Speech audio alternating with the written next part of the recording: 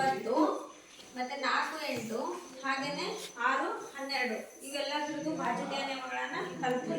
ಇನ್ನು ಲಾಸ್ಟ್ ಉಳಿದಿರೋದು ನಾನು 7ರ ನಿಯಮ ಇದೆ ಬಟ್ ಹೇಳಲ್ಲ, ಅದು ಅಷ್ಟೊಂದು ಸ್ಯಾಟಿಸ್ಫ್ಯಾಕ್ಟ್ರಿ ಅನಿಸಿಲ್ಲ. ಸೊ ಅದನ್ನ ಬಿಟ್ಟು 11 ಹೇಳ್ತೀನಿ. 11ರ ನಿಯಮ. 11ರ ನಿಯಮ ಏನು ಹೇಳುತ್ತೆ ನೋಡಿ ಇಲ್ಲಿ.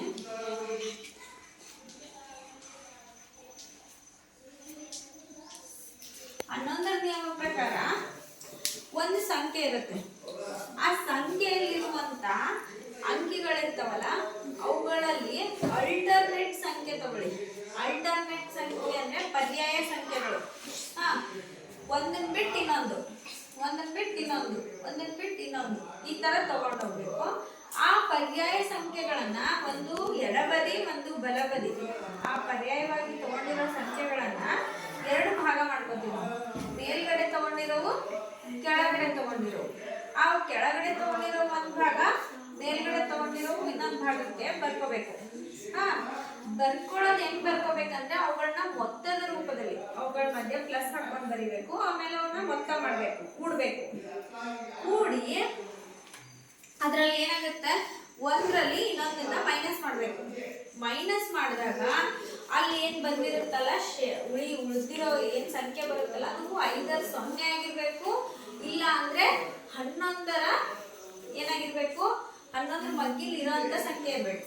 ಅಂದಾಗ ಅದು ಏನಾಗಿರುತ್ತೆ, 11ರಿಂದ ಸಂಪೂರ್ಣವಾಗಿ ಬಾಳು ಹೋಗುತ್ತೆ ಅಂತ ಅರ್ಥ ಆ ಸಂಖ್ಯೆ. ಈಗ ಅದನ್ನ ನಿಮ್ಗೆ ಇನ್ನೂ ಇಷ್ಟು ಕ್ಲಿಯರ್ ಆಗಿ ಅರ್ಥ ಮಾಡಿಸ್ಬೇಕಾದ್ರೆ ಒಂದ್ ಸಂಖ್ಯೆ ಹೇಳಿ ಯಾರಾದ್ರು, ಅದನ್ನ ಮಾಡ್ಬಿಟ್ಟು ತೋರಿಸ್ತೀನಿ. ಯಾರಾದ್ರು ಒಬ್ರು ಹೇಳಿ. ಹೇಳಪ್ಪ ರಚಿ. 15,800. 15,800 ಇವನು ಹೇಳಿರೋ ಸಂಖ್ಯೆ ಇದು. ನೀನೊಂದು ಹೇಳೋ. 2,300. 2,000ದಲ್ಲಿ ಅವಳ ಭಾಗ. ಸರಿ, ಈಗ ನೋಡಿ ಇಲ್ಲಿ 15,800 ಅಂತ ಇದೆ. ಇದನ್ನ ನಾನು ಇನ್ನೊಂದ್ಸರ್ತಿ ಕೆಳಗಡೆ ಬರ್ಕೊತೀನಿ. ದೂರ ಬರ್ಕೋಬೇಕು ಅಂಕಿಗಳನ್ನ. ಈಗ ದೂರ ಬಂದಾಗ ಇದನ್ನ ಜಂಪಿಂಗ್ ಜಪಾನ್ ಮಾಡೋಣ. ಮೇಲಿಂದ ಒಂದ್ ಸಂಖ್ಯೆಯಿಂದ ಟಿಂಕ್ ಅಂತ ಜಂಪ್ ಮಾಡಬೇಕು, ಮತ್ತೆ ಅಲ್ಲಿಂದ ಮತ್ತೆ ಜಂಪ್ ಮಾಡಬೇಕು. ಅದೇ ತರ ಕೆಳಗಿಂದನೂ ಕೂಡ. ಸೊ ಕೆಳಗಿಂದನೂ ಅದು ಯಾವ್ದು ಬಿಟ್ಟೋಗಿರುತ್ತಲ್ಲ ಆ ಸಂಖ್ಯೆಯಿಂದ ಮತ್ತೆ ಜಂಪ್ ಮಾಡೋದು, ಮತ್ತೆ ಜಂಪ್ ಮಾಡೋದು, ಹೀಗೆ. ಸೊ ಇದನ್ನ ನಾನು ಜಂಪಿಂಗ್ ಜಪಾನ್ ನಿಯಮ ಅಂತಾನು ಕರಿತೀನಿ. ನೋಡಿ, ಟಿಂಕ್ ಅಂತ ಜಂಪ್ ಮಾಡಿದ್ವಾ, ಮತ್ತೆ ಅಲ್ಲಿ ಜಂಪ್ ಮಾಡ್ತೀವಿ. ಇದನ್ನ ಬಿಟ್ಬಿಟ್ಟು ಮತ್ತೆ ಜಂಪ್ ಮಾಡಬೇಕು. ಅರ್ಥ ಆಯ್ತಾ? ಈ ರೀತಿ ನಾವು ಮೇಲ್ಗಡೆಯಿಂದ ಪರ್ಯಾಯವಾಗಿ ತಗೋತಾ ಇದೀವಿ. ಇನ್ನು ಕೆಳಗಡೆ ಉಳಿದಿರೋ ಸಂಖ್ಯೆಯಿಂದ ಇಲ್ಲಿಂದ ಪರ್ಯಾಯವಾಗಿ ತಗೊಳ್ಳಿ. ಇಲ್ಲೊಂದು ಬಿಟ್ಬಿಟ್ಟು ಟ್ಯೂನ್ ಅಂತ ಜಂಪ್ ಆಯ್ತಾ? ಇನ್ನೇನಾದ್ರು ಇಲ್ಲಿನೊಂದಿದ್ರೆ ಹಿಂಗೆ ಹೋಗ್ಬೋದಾಗಿತ್ತು, ಬಟ್ ಅಲ್ಲಿ ಇಲ್ವಲ್ಲ, ಸಾಕು, ಅಲ್ಲಿಗೆ ಸ್ಟಾಪ್ ಮಾಡಿ. ಈಗ ಏನು ಮಾಡೋದು, ಈಗ LHS ಅಂತ ಎಡಬದಿ = ಬಲಬದಿ ಅಂತ ಬರಿತೀವಿ. ನಿಮಗೆ ಮೊನ್ನೆ ಹೇಳಿದ್ನಲ್ಲ, ಮೊನ್ನೆ ಏನು ಹೇಳಿದ್ದೆ, LHS ಅಂದ್ರೆ ಎಡಬದಿ, RHS ಅಂದ್ರೆ ಬಲಬದಿ. LHS RHS ಮಧ್ಯದಲ್ಲಿ ಸಮಚಿಹ್ನೆ. ಈಗ LHS ಅಲ್ಲಿ ನಾವು ಏನು ತಗೋಬೇಕು ಅಂತಂದ್ರೆ, ಇದನ್ನ ಮೇಲ್ಗಡೆ ತಗೊಂಡಿದೀವಲ್ಲ, ಅಲ್ಲಿ ಯಾವ್ಯಾವ ಸಂಖ್ಯೆ ಟಚ್ ಆಗಿದೆಯೋ ಅವುಗಳನ್ನ ಪ್ಲಸ್ ಹಾಕೊಂಡು ಎಡಕ್ಕೆ ಬರ್ಕೊಳ್ಳೋಣ. ಯಾವ್ದು ಹೇಳಿ ನೋಡೋಣ. 1 8 0. ಹಾಕಲ್ಲ, ಪ್ಲಸ್ ಹಾಕೋಬೇಕು. 1 + 8 + 0 ಸಮಚಿಹ್ನೆ ಇದೆಯಾ? ಮತ್ತೆ ರೈಟ್ ಸೈಡ್ ಯಾವ್ದು ಬರೆಯೋಣ ಈಗ? 5 + 0. ಅಷ್ಟೇ, ಅದೆಷ್ಟು ಬರುತ್ತೆ ಅಷ್ಟೇ ಬರೆಯೋದು. ಈಗ ನೆಕ್ಸ್ಟ್ ಇಲ್ಲಿ ಇದು ಕೂಡಿದ್ರೆ ಎಷ್ಟಾಗುತ್ತೆ? 9. ಹೌದಾ? ನೆಕ್ಸ್ಟ್ ಇದನ್ನ 5 0 ಕೂಡಿದ್ರೆ 5. ಈಗ ದೊಡ್ಡದ್ರಲ್ಲಿ ಚಿಕ್ಕ ಸಂಖ್ಯೆ ಮೈನಸ್ ಮಾಡಿ. ಅದು 2 ಬದಿ ಬಲಬದಿಯಿಂದ ಅಂತ ಅಲ್ಲ, ಒಟ್ಟಿನಲ್ಲಿ 9ರಲ್ಲಿ 5 ಮೈನಸ್ ಮಾಡಿದ್ರೆ ಎಷ್ಟಾಗುತ್ತೆ? 4. ಸೊ 4 ಅನ್ನೋದು 11ರ ಮಗ್ಗಿಗೆ ಬರುತ್ತಾ? ಬರಲ್ಲ. ಹಂಗಾದ್ರೆ ಇದೇನಾಯ್ತು? ನೋ.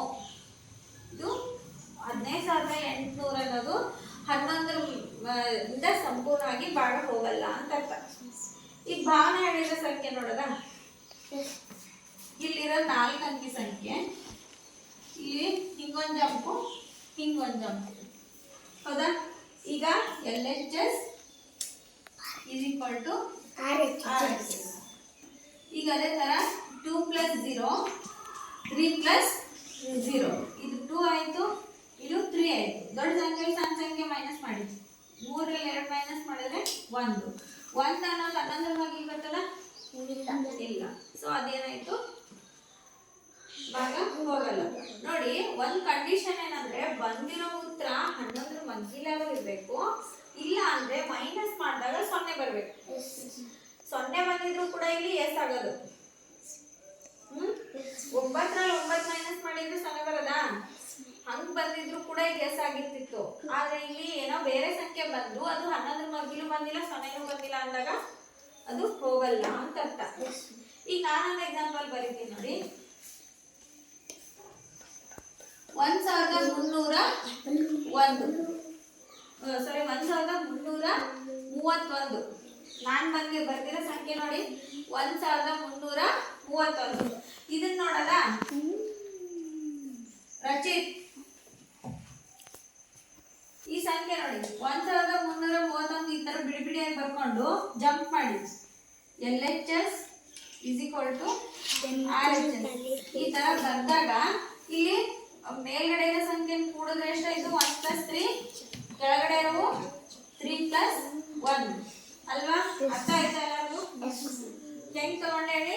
ಮೇಲಿಂದ ಪರ್ಯಾಯ ಕೆಳಗಿಂದ ಪರ್ಯಾಯ. ಮೇಲ್ಗಡೆ ಇರೋದು ಜಾಯಿಂಟ್ ಆಗಿರೋ ಸಂಖ್ಯೆ ಈ ಕಡೆ ಕೂತ್ಕೊಂಡೆ, ಕೆಳಗಡೆಯಿಂದ ಕೂಡಿರೋವು ಆ ಕಡೆ ಬರ್ದೆ. ಈಗ ಎಷ್ಟಾಯ್ತು ನೋಡಿ? ಇದು 4, ಇದು 4. 4 ಸಮವಾಗಿ ಬಂತ? ಹಾಗಾದ್ರೆ 1ರಲ್ಲಿ ಮೈನಸ್ ಮಾಡಿದಾಗ ಎಷ್ಟು ಬರುತ್ತೆ ಈಗ? 0. ನಾನೇನ್ ಹೇಳಿದ್ದೆ ರೂಲು? 0 ಬರ್ಬೇಕು. ಇಲ್ಲ 11 ಮಗ್ಗಿಲಿರೋ ಯಾವ್ದಾದ್ರು ಒಂದು ಸಂಖ್ಯೆ ಬಂದ್ರೆ ಅದೇನಾಗುತ್ತೆ? 11ರಿಂದ ಸಂಪೂರ್ಣವಾಗಿ ಭಾಗ ಹೋಗುತ್ತೆ ಅಂತ ಹೇಳಿದ್ದೆ. ಹಾಗಾದ್ರೆ ಇದು ಏನಾಯ್ತು ಈಗ? ಎಸ್ ಅಂತ ಆಯ್ತು. ಅಂಡರ್ಸ್ಟುಡ್? ತಿಳಿತಾ? ಇದು ನಿಜವಾಗ್ಲೂ ಭಾಗ ಹೋಗುತ್ತಾ ಅಂತ ನೋಡೋದಾದ್ರೆ ನೋಡಿ, 1331 11ರಿಂದ ಭಾಗ ಹೋಗುತ್ತಾ ಅಂತ ನೋಡೋಣ. 11ರಲ್ಲಿ 11 2 ಉಳಿತು, 3 ಕೆಳಗೆ ಬಂತು. 11 2ರಲ್ಲಿ 22, ಇಲ್ಲಿಗೆ ಏನಾಯ್ತು? 1 ಉಳಿತು. ಮತ್ತೊಂದು ಸಂಖ್ಯೆ ಮೇಲಿರೋದು ಕೆಳಗೆ ಬಂದ್ರೆ 11 ಆಯ್ತು. 11ರಲ್ಲಿ 11, ಇಲ್ಲಿಗೆ ಶೇಷ 0 ಉಳಿದ್ರೆ ಏನಾಯ್ತು? ಸಂಪೂರ್ಣವಾಗಿ ಭಾಗ ಹೋಯ್ತು. ಅದೇ ಈ ಲೆಕ್ಕ ನೋಡೋದಾದ್ರೆ ನೋಡಿ,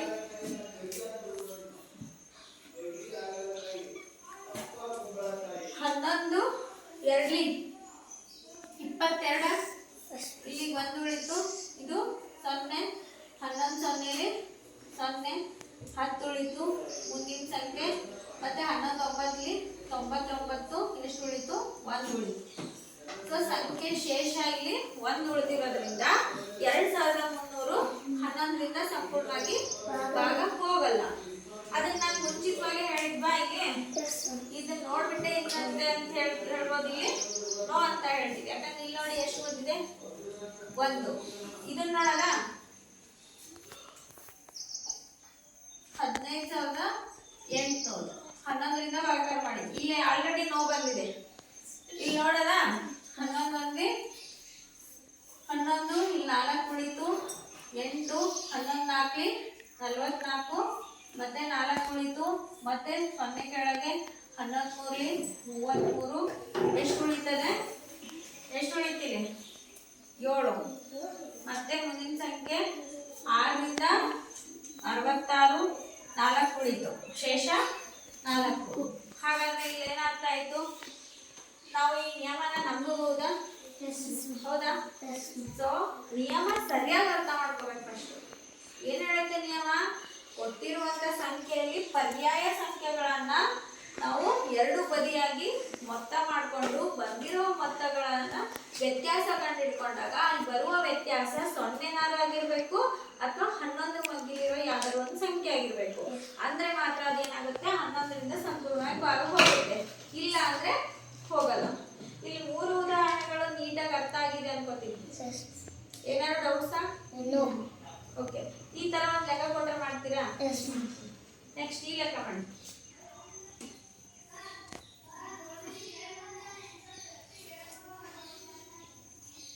ಮಾಡಿದ್ದು